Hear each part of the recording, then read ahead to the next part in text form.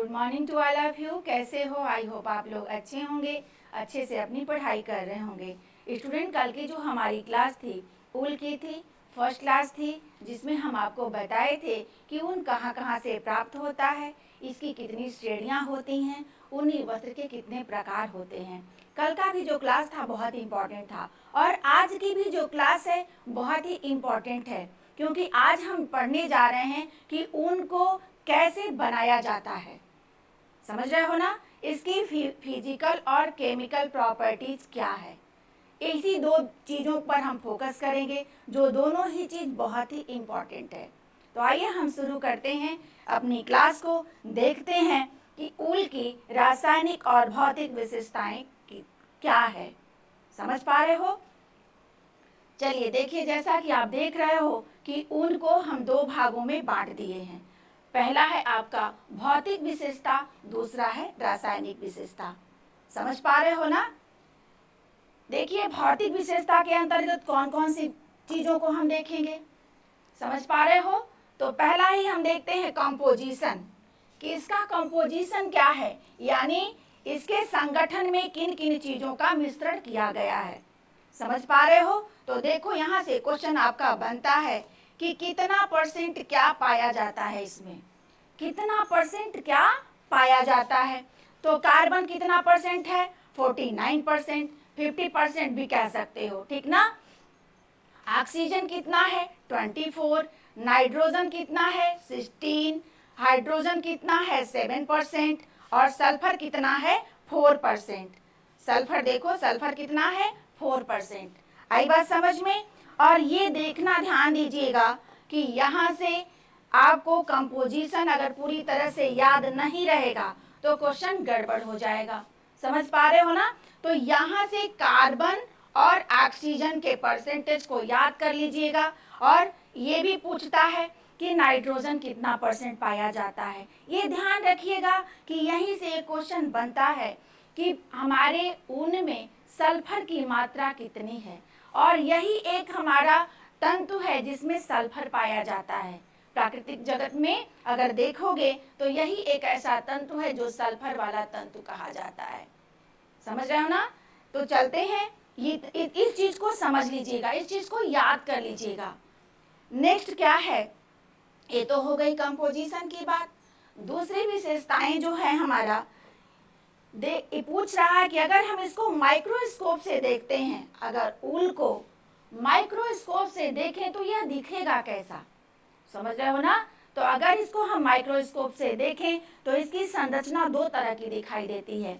एक तो अनुप्रस्थ काट में दिखाई देती है और एक अनुदैर्घ्य काट में दिखाई देती है। समझ पा रहे हो ना? इसको याद कर लीजिएगा। अगर हम अनुप्रस्थ काट की बात करें तो देखो, ये हमारा अनुप्रस्थ काट है। अगर अनुप्रस्थ काट में हम ऊल को देखते हैं तो क्या दिखाई देता है? यह 3 परत में होता है। पहली परत होती है क्यूटिकल, दूसरी होती है कॉर्टेक्स और तीसरी होती है मेड्यूला।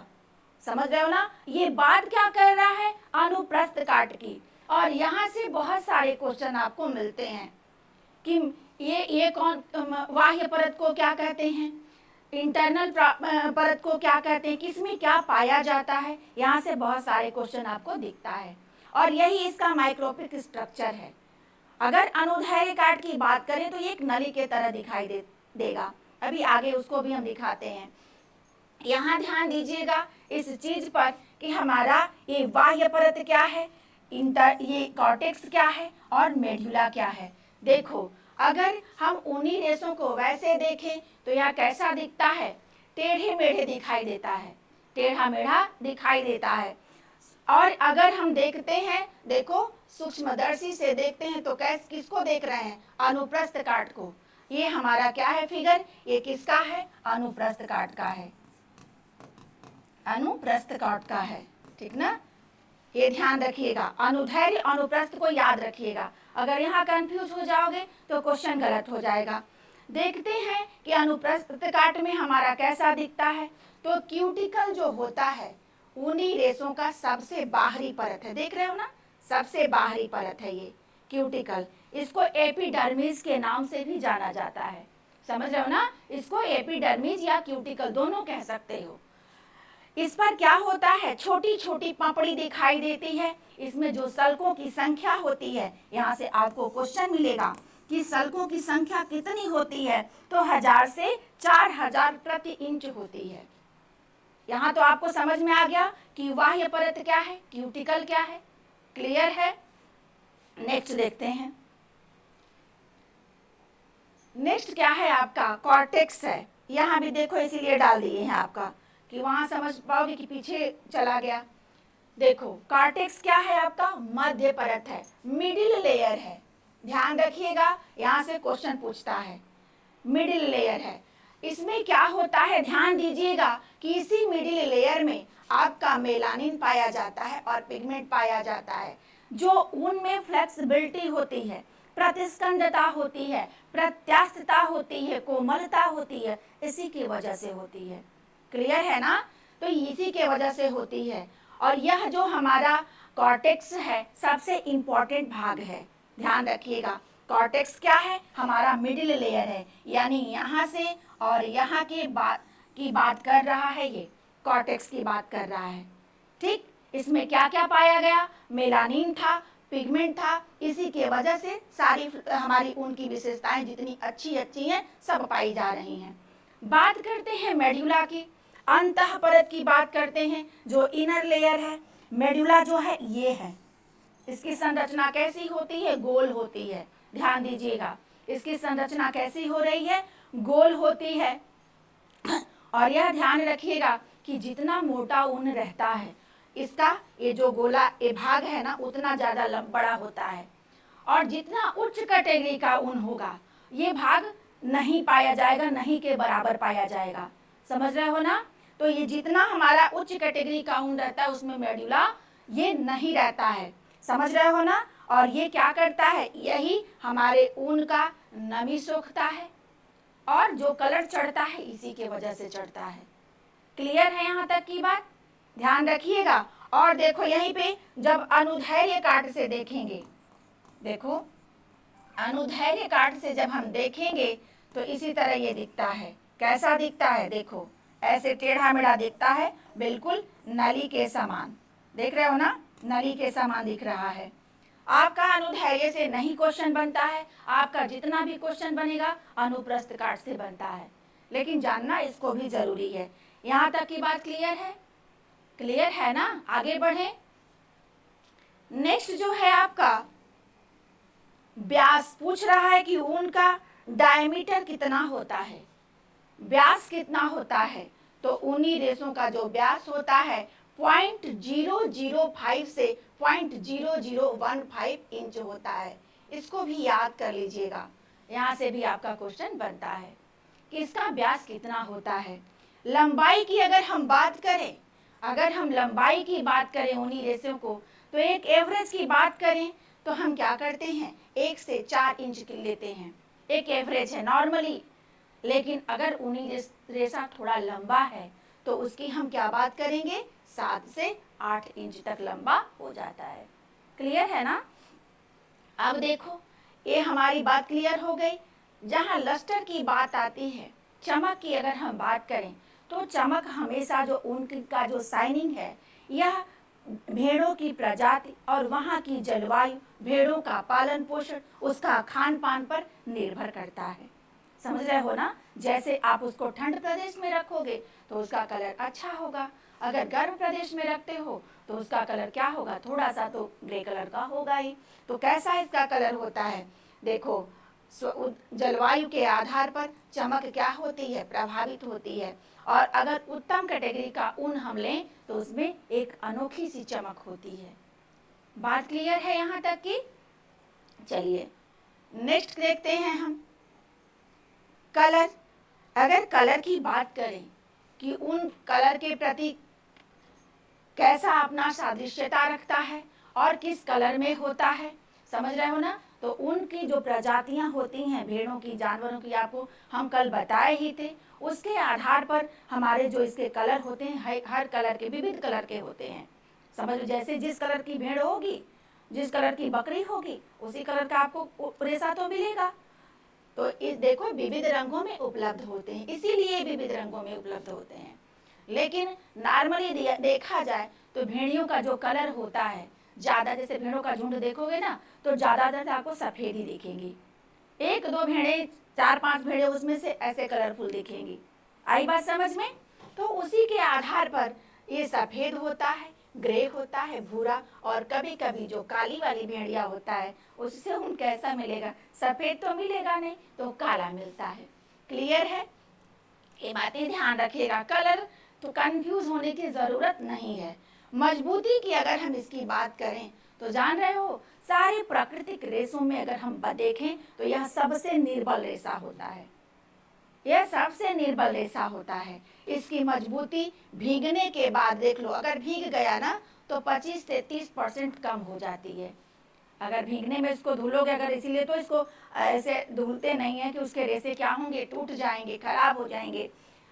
ये ध्यान रखिएगा कि जहाँ हमारी इलास्टिसिटी, रेजिलेंसी, ये सब की बात आती है तो उन्हीं एक ऐसा तंतु है जिसमें भरपूर मात्रा में ये पाया जाता है। समझ रहे हो ना? पूरा भर भर के पाया जाता है, ये समझ लो।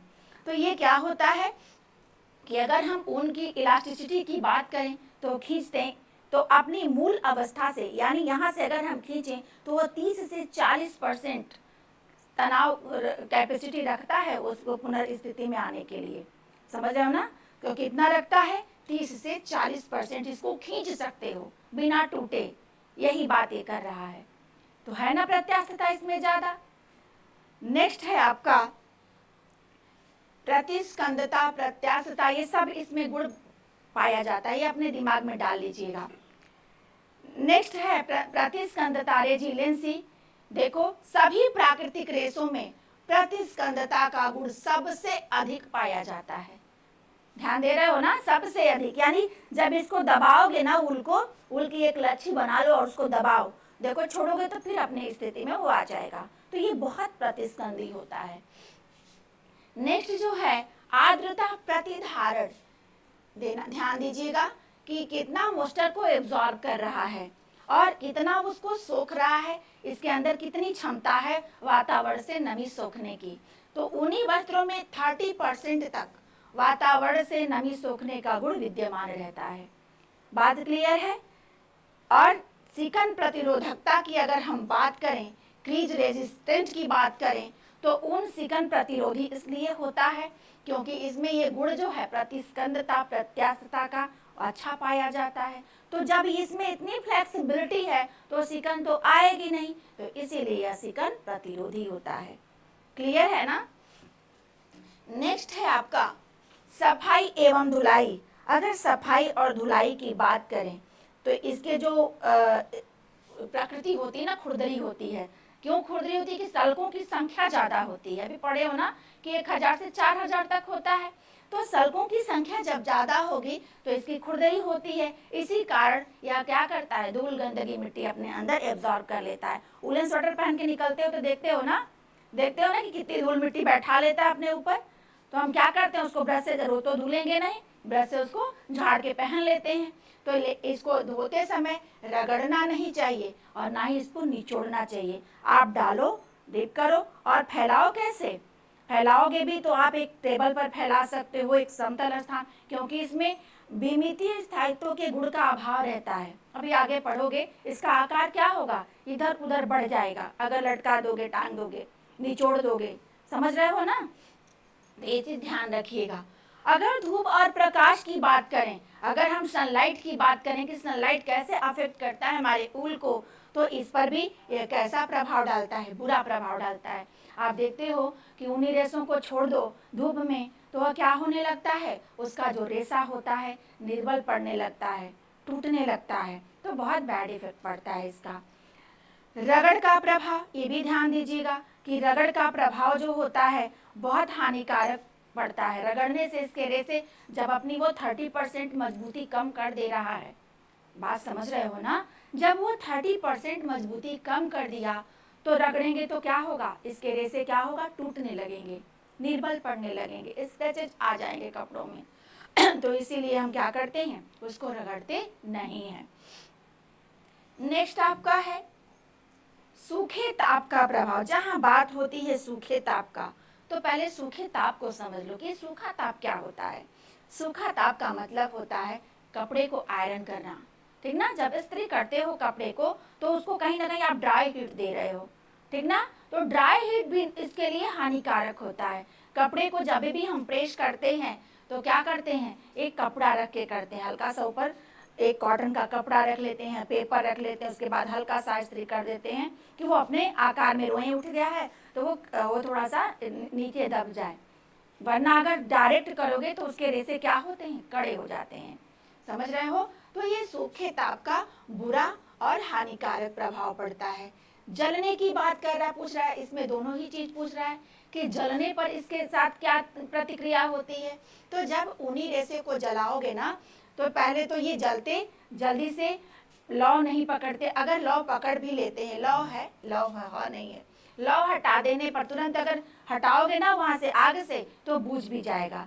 बुझने के बाद आप देखोगे ना छोटा छोटा बीड बन जाता है। एक क्वेश्चन पूछता है कि बीड किस में बनता है, तो ऊनी वस्त्र में। बीड क्या है, एक मोती की तरह। आप जब ऊल को जलाओगे ना तो गोल गोल गोल गोल पड़ता जाएगा मोती की तरह, उसी को बीड कहते हैं। तो बीड पड़ जाता है और जलाने पर जो गंध होती है तो ये बालों की जैसे आती है। क्यों आती है, आपका बाल ही तो वही है ना, इसमें भी क्या है, केराटिन है, उसमें भी केराटिन है। तो जलेगा तो जैसे बाल की गंध आएगी वैसे ऊल की गंध आएगी। अपने दिमाग में देखिए, याद करने का एक एक ट्रिक रखा करिए अपने अंदर, ठीक ना। कहाँ से किस सेंस में बात करता उस सेंस में आप पकड़ लीजिए, कितना याद करोगे। समझ रहे हो ना। नेक्स्ट आपका है फफूंद। फफूंद व कीड़े की बात अगर हम करें कि इसको फफूंद का प्रभाव कैसे पड़ता है, तो वैसे फफूंद इसको प्रभावित नहीं करती, लेकिन अगर नमी वाले स्थान पे हम इसको रख दें और छोड़ दें तो उसमें फफूंद पड़ने लगती है। आई बात समझ में, फफूंद लग जाएगा, देखना छोड़ के कभी तो उसमें फफूंद लगने लगेगी। लेकिन अगर आप रखे हो इसको उस तरह से नमी के से दूर रखोगे तो कभी इसमें फफूंद नहीं पड़ती है। लेकिन जो कीट होते हैं बहुत जल्दी आक्रमण करते हैं कीट उस पर। कारपेट देखते हो ना, कारपेट अगर उलेन मिक्स करके बिछा दिया गया, अगर छोड़ दो उसको तो कीट बहुत जल्दी खा जाते हैं उसको। और कीड़े क्या करते हैं, ऊनी वस्त्र को नष्ट कर देते हैं। तो क्या आप कह सकते हो क्वेश्चन में कि कीड़े इससे प्रभावित करते हैं, फफूंद प्रभावित नहीं करता है, क्योंकि वहां नमी का की बात वो नहीं करेगा। क्वेश्चन पेपर में आपसे वो नमी की बात नहीं करेगा। ये तो एक कंडीशन दोगे तब ना फफूंद लगेगी। कंडीशन अगर नहीं देते हो तो फफूंद नहीं लगेगी। क्लियर है ना। उष्मा चालकता, अगर उष्मा चालकता की हम बात करें तो यह क्या होता है, हीट कंडक्टिविटीज की होती है। तो अगर सर्दी में पहनते हो तो कुचालक है ही। समझ रहे हो ना, इसी से अपने दिमाग में डाल लेना कि जो सर्दी में पहन रहे हो उष्मा का कुचालक होता है। नेक्स्ट है आपका लटकनशीलता। इसमें बहुत अच्छी लटकनशीलता पाई जाती है। ड्रैपेबिलिटी जो होती है बहुत अच्छा पाया जाता है। यह इसमें प्रत्यास्थता होता है, प्रतिस्कंदता होता है। तो जाहिर सी बात है कि जिस रेशे में प्रतिस्कंदता और प्रत्यास्थता का गुण पाया जाता है वो उसमें ज़्यादा ही फ्लेक्सिबिलिटी होगी। इसीलिए जब हम टांगते नहीं, इसको हैंगिंग नहीं करते, अगर धुल के हैंगर में टांग दोगे ना तो वही होगा, ये लटक के बढ़ जाएगा। समझ रहे हो ना, खूब बड़ा हो जाएगा। आपका स्वेटर क्या होगा, दूसरे दिन पहनोगे तो हाथ यहाँ तक आ जाएगा। समझ रहे हो ना। तो ये कोमलता के कारण होता है, ठीक ना। तो इसमें बहुत अच्छा लचीलापन पाया जाता है। नमदा बनाना, अगर फेल्टिंग की बात करें, यही ना किया था कल, बताए थे ना, शिकारी जो थे सब शिकारी युग में क्या करते थे, चिपका देते थे। फेल्टिंग प्रक्रिया वहीं से शुरू हुई है, चिपका के वस्त्रों को बड़ा करते थे, बताए थे कल ना। तो जब क्या करते हैं, इसमें नमी और गर्मी दबाव के संपर्क में आएगा ना तो इसके रेशे क्या होते हैं, चिपक जाते हैं और वस्त्र से वस्त्र को चिपका कर हम क्या करते हैं, नमदा बनाते हैं। तो यह प्रक्रिया इसमें यह बहुत अच्छी प्रक्रिया होती है, चिपकाने का गुण इसमें ज़्यादा होता है। नेक्स्ट है आपका विमितीय स्थायित्व। अगर हम डायमेंशनल स्टेबिलिटी की बात करें तो रेशों में, ऊनी रेशों में इसका अभाव होता है।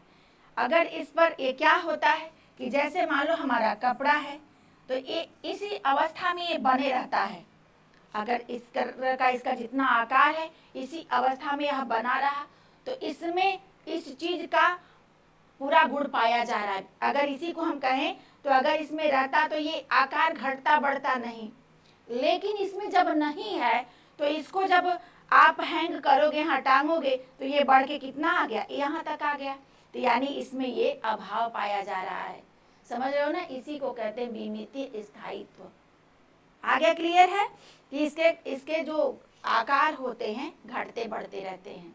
कभी धुलोगे कोई वुलन वस्त्र तो छोटा हो जाता है, कभी धुलोगे तो बड़ा हो जाता है पहनने के बाद। इसका मतलब कि इसमें डायमेंशनल स्टेबिलिटी का अभाव पाया जा रहा है। ओके, नेक्स्ट है आपका, अब केमिकल को देखते हैं कि केमिकल प्रॉपर्टीज क्या है। ये सबको पता है कि जब ऊनी रेशा है तो अम्ल का इस पर बैड इफेक्ट पड़ेगा। अगर अम्ल को डालोगे इस पर तो इसके रेशे क्या होगा, कुछ ही मिनट में नष्ट हो जाएगा।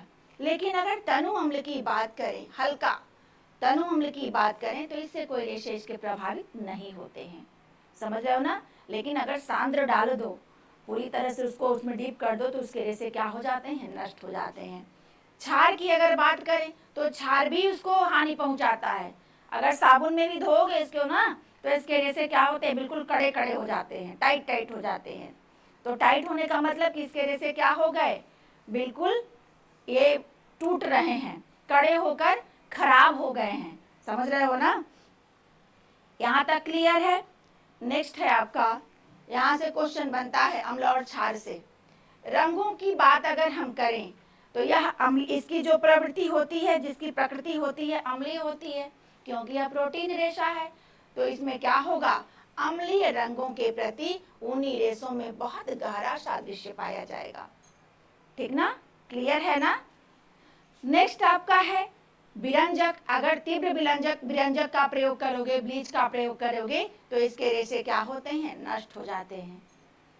पसीने का प्रभाव को समझ लो। अगर पसीना कपड़ा पहन लिए हो, ऐसा नहीं कि पहनने पर कोई वहां पे जैसे सूती वस्त्र में था कि येलो पड़ गया, रेशे नष्ट होने, ऐसा कोई बात नहीं यहाँ पे।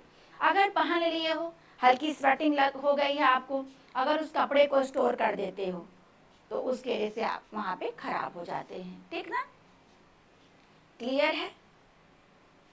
यहाँ तक बातें क्लियर हो गई जितना भी देखे हो।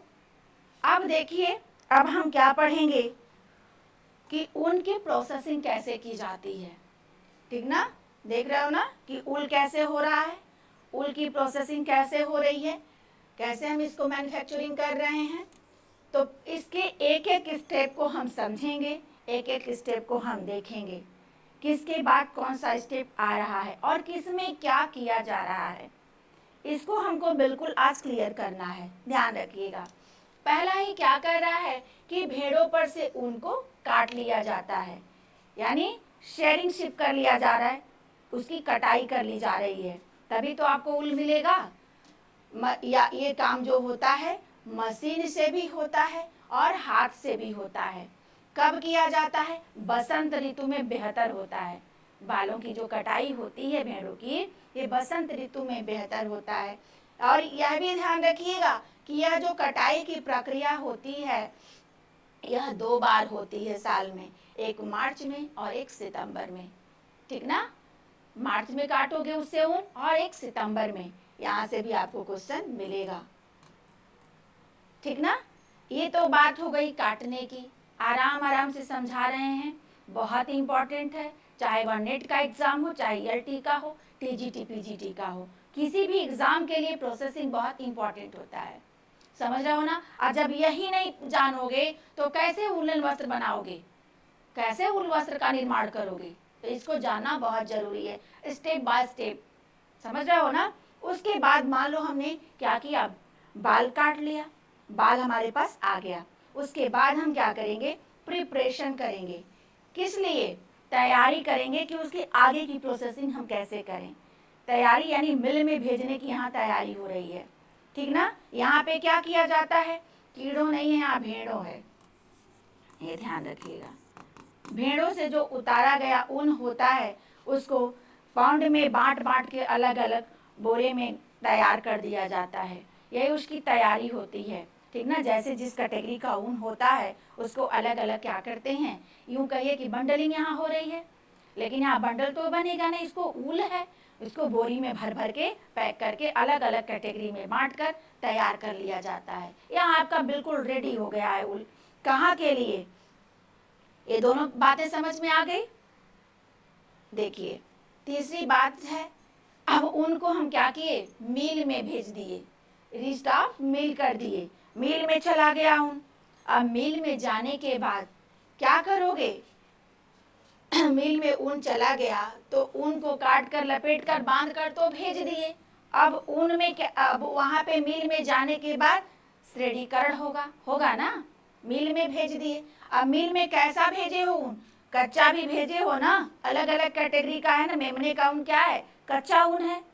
मेमने का ऊन बताए थे ना कि कैसा ऊन होता है, कच्ची अवस्था का होता है। और कच्चा ऊन या नया कटा हुआ ऊन को, ये ध्यान रखिएगा, ग्रीस ऊल कहते हैं, क्योंकि उसमें उसका नेचुरल जो ये स्किन का जो नेचुरल फैट है ना, या ये कह लो कि ग्रीस उसको बोला जाता है, वो लगा हुआ है। भेड़िए के का बाल के अंदर उसका ग्रीस लगा हुआ है, इसीलिए उसको ग्रीस ऊल के नाम से जानते हैं। उस ग्रीस को हम यॉक भी कहते हैं, ये भी ध्यान रखिएगा, इसको याद कर लीजिएगा, यहाँ से क्वेश्चन आपको मिलेगा।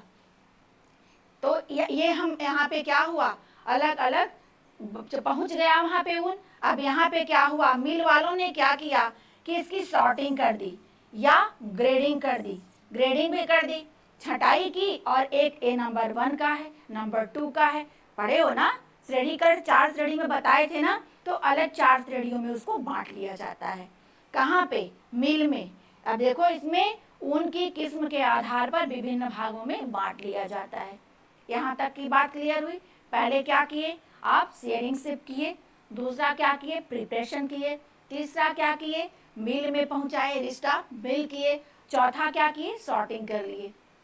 यहाँ तक की बात क्लियर है, सॉर्टिंग कर लिए। अब देखो सॉर्टिंग के बाद क्या होगा, श्रेणीकरण ग्रेडिंग दे दिए उसको, नंबर 1 2 3 4, ओके, यहाँ तक क्लियर है बात। अब देखो पांचवी की बात जब हम करेंगे, पांचवी प्रोसेसिंग की जब बात आएगी, तो अब क्या करेंगे, उसको अलग अलग बांट लिए हैं हर श्रेणी में। अब क्लीन करेंगे, उसको स्काउरिंग करेंगे, उसी क्लीनिंग को ना स्काउरिंग कहते हैं, ठीक ना। उसी क्लीन जो सफाई करते हो, इसको अलग अलग विधियों से करते हो, इसलिए इसको स्काउरिंग कहते हैं। छटाई के बाद एक तो हम जब सफाई करते हैं तो साबुन के घोल द्वारा, बड़े बड़े ड्रम होते हैं, साबुन का घोल लग के मशीनों में, उसको मशीनों में ड्रम लगे होते हैं, उसमें डाल दिया जाता है साबुन वाले में, फिर उसको खंगाल लिया जाता है, ठीक ना।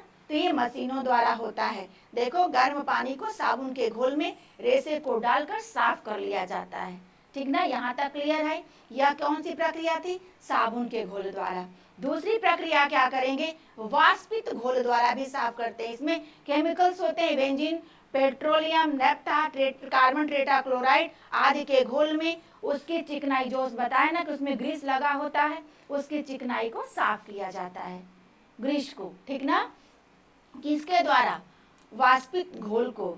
अब जो भी इसके अलावा, यहाँ तो 2 बार साफ कर लिए, इसके अलावा और भी उनमें कुछ प्राकृतिक अशुद्धियां हैं, ठीक ना, उसको भी साफ करना है। तो उस प्राकृतिक अशुद्धियों को साफ करने के लिए कार्बोनाइज किया जाता है, कार्बोनाइजिंग प्रक्रिया की जाती है। ये ध्यान रखिएगा कि क्वेश्चन में बार बार पूछता है कि कार्बोनाइजिंग प्रक्रिया किस पर की जाती है, तो ऊल पर की जाती है, ओके, ऊल पर की जाती है। किस पर, किसके लिए, प्राकृतिक अशुद्धियों को दूर करने के लिए। और किसका प्रयोग किया जाता है, H2SO4 का, सल्फ्यूरिक हाइड्रोक्लोरिक अम्ल का, और HCl का, समझ रहे हो ना, HCl या हाइड्रोक्लोरिक अम्ल से धोया जाता है, दोनों का किया जाता है। या तो सल्फ्यूरिक अम्ल का प्रयोग करो या HCl का प्रयोग करो। कभी कभी ये बस आपका यही दे देता है, H2SO4 या HCl का प्रयोग किस विधि में किया जाता है। तो H2SO4 क्या है, आपका सल्फ्यूरिक अम्ल है, और HCl क्या है, हाइड्रोक्लोरिक अम्ल है। क्लियर है ना। इसी और इसमें जो धोते हैं, इस प्रक्रिया को ही कार्बोनाइजिंग कहा जाता है। यहाँ से भी क्वेश्चन आपका बनता है।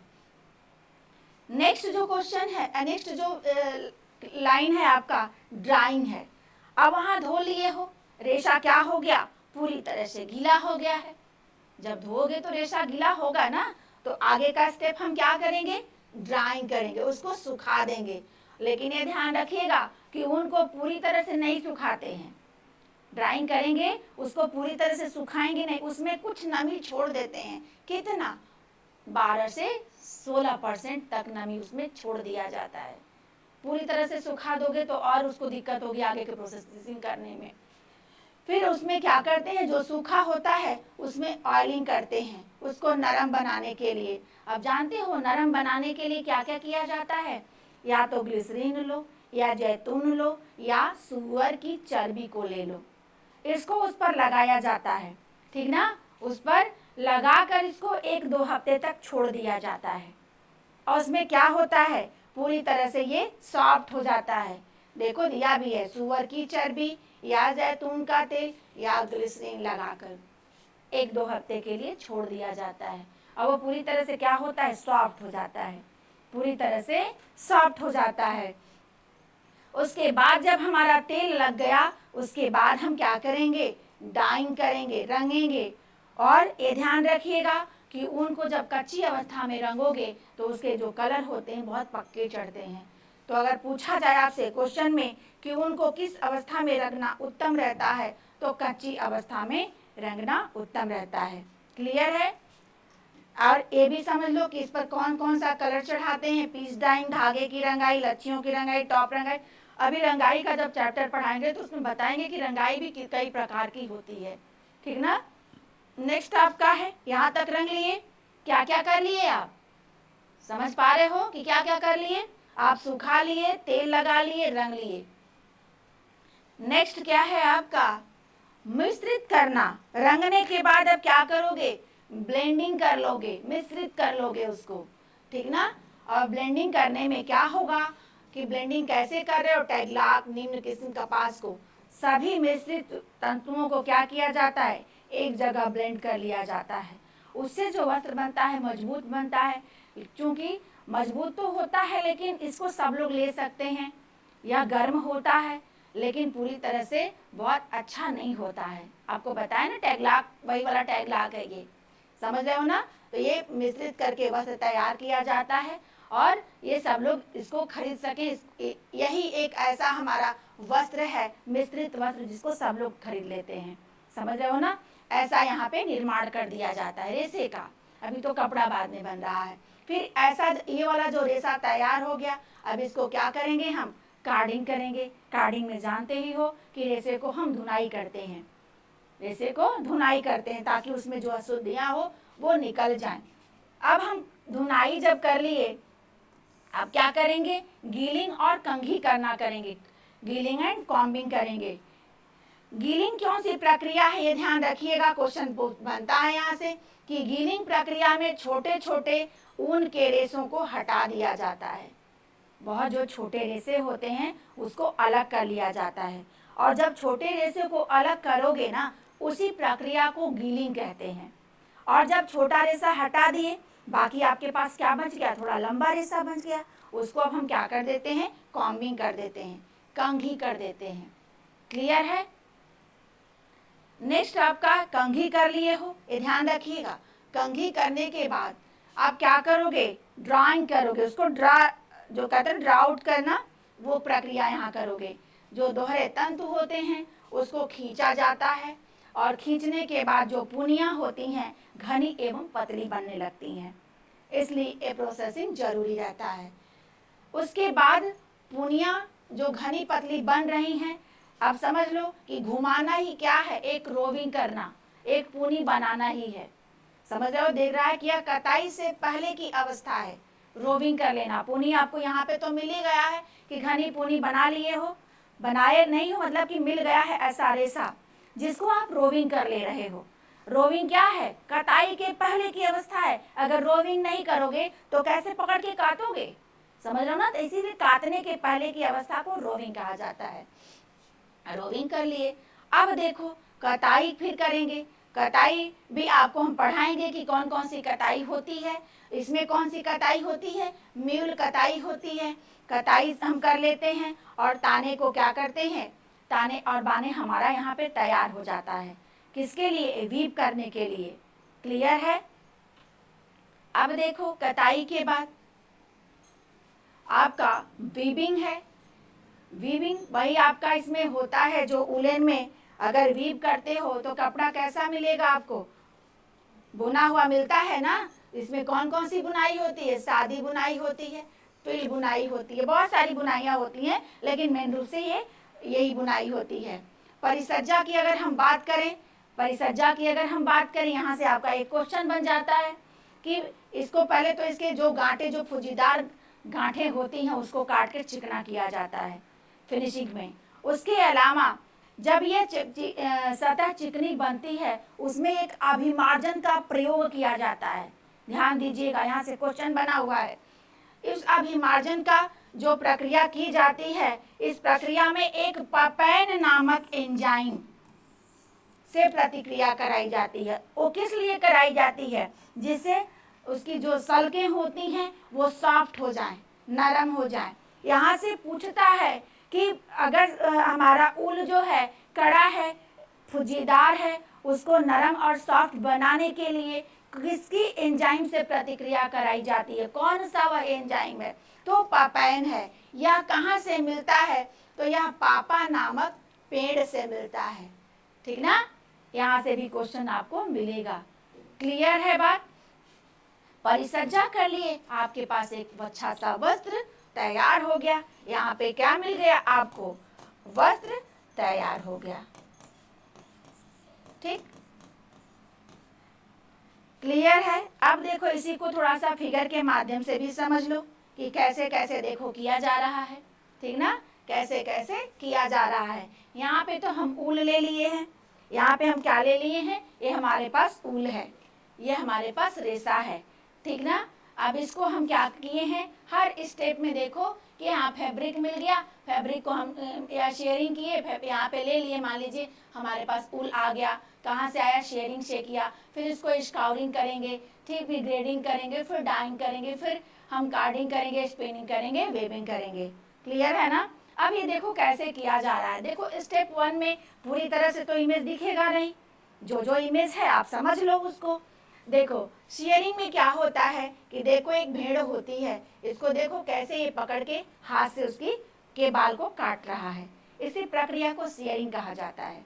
ठीक ना, सिर्फ शेयरिंग कहा जाता है। दूसरी प्रक्रिया में हम आए तो देखो यही स्काउरिंग है। इसमें देखो पानी डाल दिया जाता है, ऐसे ऐसे हौज लगे होते हैं और ये सफाई हो रही है। देख रहे हो ना, ये कौन सी प्रक्रिया हो रही है, स्काउरिंग हो रही है। स्काउरिंग के बाद ये ग्रेडिंग देखो ना, लंबा, छोटा, मीडियम, ऐसे ऐसे रेशे को अलग अलग ग्रेड में बांट देते हैं। ठीक ना, ग्रेडिंग हो गया। क्लियर है ना। नेक्स्ट आपका है, देखो यहाँ पे डाइंग हो रहा है, देख रहे हो ना, डाइंग हो रहा है, कलर हो रहा है। ऐसे कलर करते हैं, देखो ऐसे पहले इसको राड में कर लेते हैं और ये कलर डीप करके करते रहते हैं कलर इसका। फिर इसमें देखो आपका कार्डिंग हो रहा है, धुनाई हो रही, कैसे हो रहा है, ऐसे देखो ये मशीनों से हो रहा है, हाथ से तो देखे ही हो, लेकिन ये मशीनों से हो रहा है कार्डिंग प्रक्रिया। क्लियर है। नेक्स्ट आपका है, ये देखो वीविंग हो रहा है, देखो कितने अच्छे अच्छे आपको दिखाई दे रहे हैं कपड़े वीविंग के थ्रू। यहाँ देखो आपका स्पिनिंग हो रहा है, देख रहे हैं ना, ऐसे ऐसे रील लगे रहते हैं उसमें और यहाँ से धागा उस पर चढ़ता रहता है, ये स्पिन हो रहा है। क्लियर है, क्लियर हो रहा है कि नहीं हो रहा है। अब देखो चलिए समझते हैं शुरू से लेकर अंत की प्रक्रिया को, शुरू से लेकर हम अंत की प्रक्रिया को समझते हैं। पहले हम क्या करेंगे, पहले हम अगर ऊल हमको लेना है तो हम क्या करेंगे, शेयरिंग ऑफ शिप करेंगे, शेयरिंग ऑफ शिप कर लेंगे। ठीक ना, शिप शेयरिंग कर सकते हो, शेयरिंग शिप कर सकते हो, कुछ भी कर सकते हो। यहाँ से हमें भेड़ों से ऊन को उतार लिए, भेड़ों से क्या किए, हम ऊन को उतार लिए। उसके बाद हम क्या करेंगे, प्रिपरेशन करेंगे, प्रिपरेशन करेंगे किस लिए, मिल में भेजने के लिए। यहाँ पे हम क्या किए, बंडलिंग किए, यहाँ समझ लो कि पाउंड पाउंड में बांटकर अलग अलग बोरे में भेजने के लिए मिल में उस चीज़ को तैयार कर लिए, उसी को प्रिपरेशन कहा जाता है।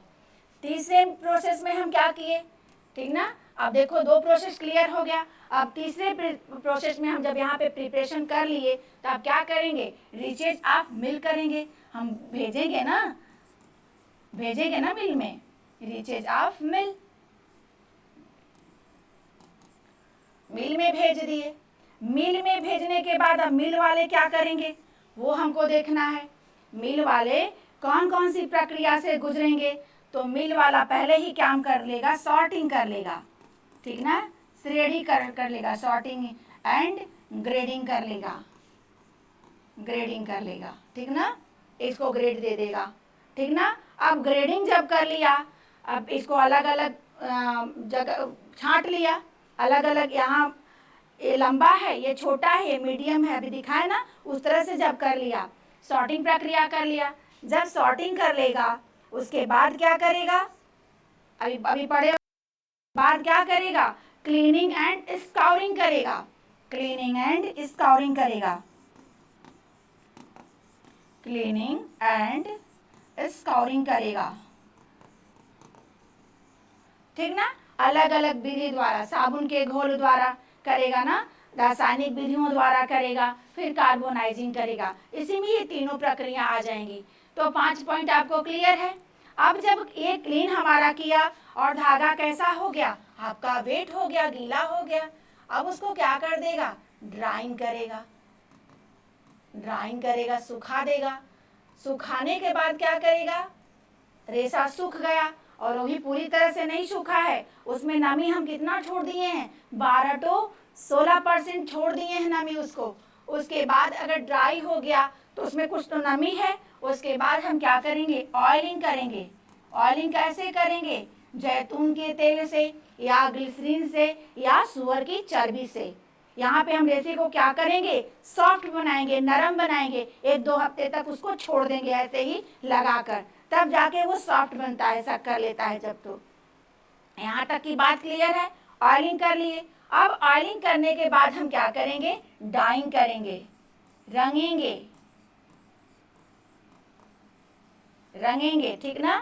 अब रंगने के बाद हम क्या करेंगे, मेरे पास रंगा हुआ कलरफुल ऊल आ गया, समझ रहे हो ना। अब डाइंग कर लिए, उसके बाद हम क्या करेंगे, ब्लेंडिंग करेंगे, मिश्रित करेंगे, ताकि सब लोग तो नहीं प्योर उलन पहन सकते हैं, ताकि हमारा मिश्रित वर्ग से जो रेशा प्राप्त हो, ठीक ना, उसको वो प्राप्त कर लेंगे। मिश्रण कर लिए यहाँ पे, सब धागे को काटन के, टैगला को, सबको एक साथ मिक्स करके हम उससे वस्त्र तैयार करने के लिए रेशा तैयार कर लिए, ठीक ना। ब्लेंडिंग अप करने के बाद हम क्या करेंगे, कार्डिंग कर लेंगे, ठीक ना, धुन लेंगे उसको, कार्डिंग कर लेंगे। कार्डिंग करने के बाद हम गीलिंग एंड कॉम्बिंग करेंगे,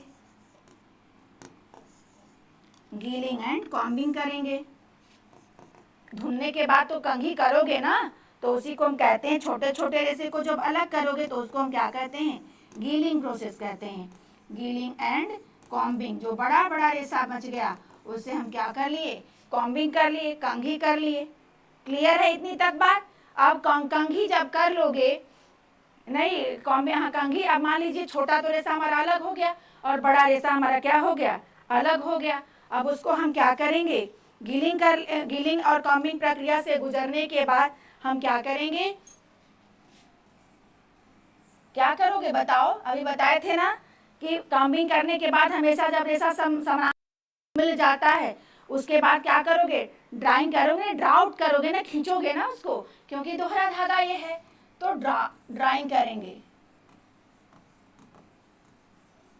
फिर उसके बाद हम खींच लिए, हमारा रेशा जो क्या है थोड़ा सा समानांतर हो गया। जब हम खींच लिए, अब उसको हम क्या करेंगे, रोविंग करने के बाद हम क्या करेंगे, हमारा गोल गोल तैयार है स्पिन करने के लिए, हमारा रोल किया हुआ पुनी है, तो हम स्पिनिंग करेंगे।